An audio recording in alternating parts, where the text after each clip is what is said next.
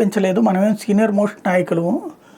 అదే లోకేష్కి కీలక బాధ్యతలు ఇవ్వమని మనమే అడిగితే కనుక అప్పుడు లోకేష్ మనల్ని తన మైండ్లో పెట్టుకుంటాడు, ఆ విధంగా మనకు అవకాశాలు ఇస్తాడు అని లోకేష్ దృష్టిలో పడటం కోసం మాట్లాడినటువంటిది తెలుగుదేశం నేతలు.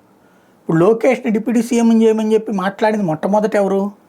శ్రీనివాసులరెడ్డి, పాలిట్ బ్యూరో సభ్యుడు, తర్వాత సోమిరెడ్డి చంద్రమోహన్ రెడ్డి మాజీ మంత్రి, పిఠాపురం వర్మ మాజీ ఎమ్మెల్యే. ఇట్లాంటి వాళ్ళు అందరూ ఏంటి, ఒకప్పుడు ఒక వెలుగు వెలిగిన వాళ్ళే.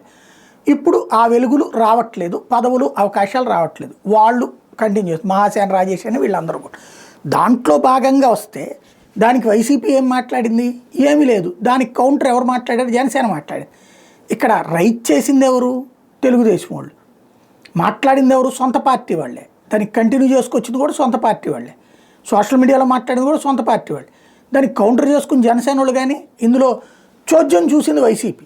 కాకపోతే ఇప్పుడు అంతా అయ్యాక ఇది కాస్త వివాదం అవుతుంది, రెండు పార్టీల మధ్య గొడవకు కారణం అవుతుంది అన్నటువంటి అంశం వచ్చాక దాన్ని సైలెంట్గా ఉంచేందుకోసం అరే మీరెవరు వైసీపీ ట్రాప్లో పడవాకండి అని చెప్పి రాష్ట్రానికి సంబంధించిన తెలుగుదేశం అధ్యక్షులు వారు పిలుపు, పల్లా గారి పిలుపు, పార్టీలో బాబు తర్వాత లొకేషన్, మరోవైపున ప్రభుత్వంలో పదవుల మీద కూటమి నిర్ణయం తీసుకుంటుందంటూ అచ్చెన్నాయుడు గారి మాట. వీటిట్లో వైసీపీ వల్ల పడ్డానికి సోమిరెడ్డి గారితో జగన్ చెప్తే మాట్లాడారా, లేకపోతే శ్రీనివాసులరెడ్డి గారితో జగన్ చెప్తే మాట్లాడారా, పిఠాపురం వర్మతో జగన్ చెప్తే మాట్లాడారా, మహాసేన రాజేష్ జగన్ చెప్తే మాట్లాడారా, ఒకళ్ళకొకళ్ళు టీజీ భరత్ జగన్ చెప్తే మాట్లాడారా?